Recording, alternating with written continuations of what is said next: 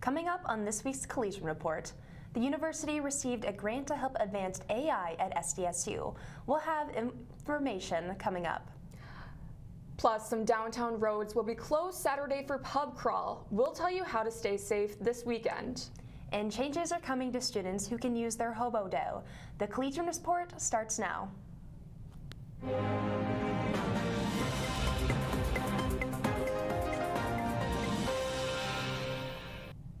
Welcome back to the Collegian Report. I'm Claire Booth. And I'm Annie Witt.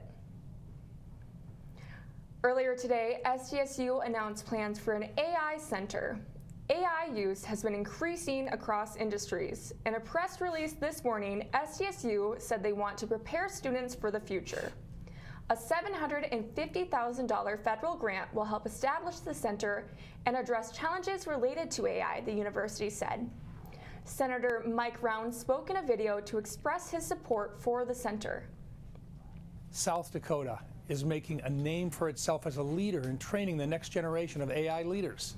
The steps South Dakota State University is taking today are key to positioning SDSU as a leader in the AI industry. The center will add AI literacy and competency to the curriculum. It will help students make ethical decisions surrounding generative AI and other new technologies. Students have elected a new group of leaders for next year in this week's Students Association general election. Sophie Sphere will serve as president for the second year in a row. Megan Christoffels will serve as vice president. In the College of Engineering, Dominic Delahoyd and Andrew Sharple-Schmidt were elected. Jackie Mollison will represent the College of Arts, Humanities, and Social Sciences. The College of Natural Sciences elected Avery Kirschenbaum and Brenda Cadenam and Noelle Dunn. Becca Durange will represent the College of Nursing.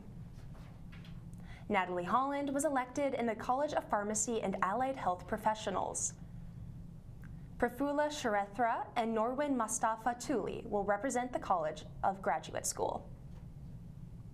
The newly elected group will be sworn in later this semester. For the first time, part of Main Avenue in downtown Brookings will be closed for pub crawl on Saturday. Brookings police will set up barricades between 3rd and 5th Street, but cars will still be allowed to pass through during the day. Police Chief Michael Drake said police will decide if any traffic will be allowed through later in the night. If you're getting picked up or dropped off, BPD is asking people to use the west and east ends of 4th Street to drop off. Cars already parked downtown at the time of closing will not be towed. Chief Drake said Brookings police are committed to keeping people safe during the event.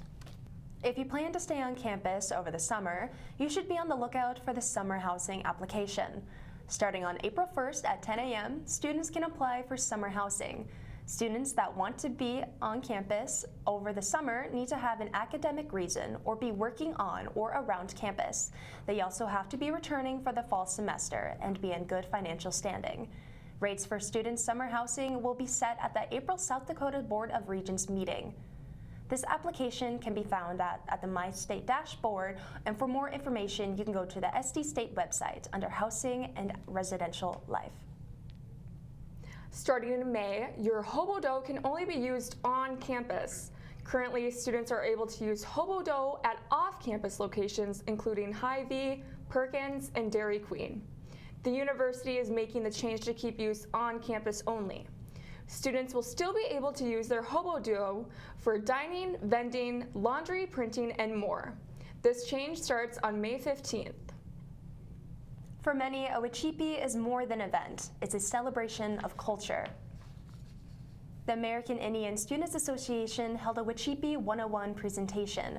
They told attendees how to be respectful at a Wichipi and shared the meaning of a Wichipi, which means powwow or dance. ASA President Alejandra Juarez shared why people should attend the 34th annual SDSU Wichipi. People should come to the Wachipi to be more culturally aware of our culture and come for the food, the dances. The event will be held in the Student Union Volstroff Ballroom this Saturday starting at 1 p.m. Coming up, we'll preview this weekend's 103rd Little International 2-day show with LSD fodder in the Jackrabbit Ag Report. And baseball faced off against the rival in their first home series of the season. Jacob Brendy has more. The Collegian is SDSU's student-run newspaper. For 140 years, the Collegian has provided students, faculty, and staff with everything they need to know. You can pick up an issue on Wednesdays at locations all around Brookings or view it online at sdsucollegian.com.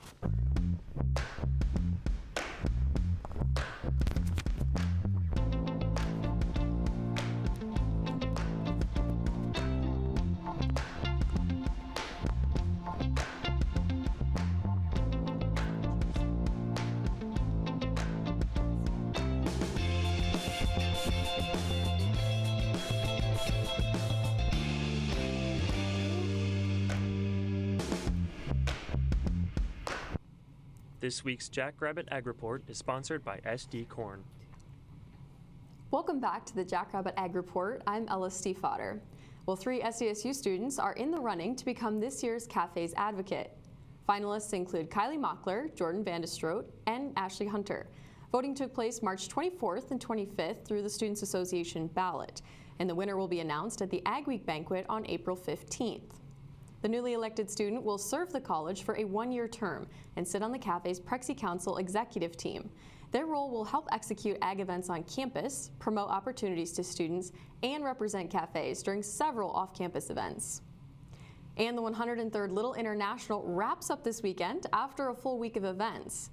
The week started with a dodgeball tournament where 6 student groups competed and around 50 students participated. They also took part in Ag Olympics and team fitting. The events ended on Wednesday with a dance in the chips. And today, FFA students competed in career development events across campus. Tonight, opening ceremonies begin at 5, followed by livestock fitting finals and swine showmanship later in the evening. Looking ahead to Saturday, showmanship events start at 9 a.m. and run through the early afternoon. The Red Barn reception will take place from 2:30 to 4:30 p.m. at the South Dakota Agricultural Heritage Museum. The opening session kicks off at 5 p.m. and includes the auction, honored agriculturalist recognition, and round robin. The week wraps up with awards Saturday night, followed by a Randy Burghardt concert at the Dakota Bank Center starting at 10 p.m. And it is so nice that we're going to have some nice weather finally for the first time in a couple years. Yes. No snow, no rain. It's going to look beautiful. It will be exciting with everything going on this weekend in Brookings. Makes me very happy. Yes. With that, we have Kennedy Foster with our weekend forecast. Thanks, Annie. It looks like we have another nice sunny weekend ahead of us. It looks like Friday is mostly sunny with a high near 40 and a low around 24 with wind gusts up to 15 miles per hour. Saturday we have a high of 59 with temperatures getting down to 36 that night with wind gusts that could get up to 35 miles per hour. Sunday is going to be true to its name as it's looking like a very sunny day. The high is going to be around 70 with a low around 36. Overall, it looks like it's going to be a nice weekend to get outside. Back to you guys. Thanks, Kennedy. So with the weather changing a little bit, we now have more outdoor sports. Jacob, do you have a little bit more on that? Yeah, absolutely. We're seeing baseball had its first home series of the season. Softball recently has been playing back in Brookings, so you're seeing with the weather where more sports are starting to be played in South Dakota. So softball took on the University of South Dakota last week and came out with 2 wins, which snapped a 4-game losing streak. SDSU scored 19 runs in the first 2 games of the 3-game series and shut out the Coyotes in the first 2. With the wins, SDSU is 17 of 20 on the season and will play the University of North Dakota next.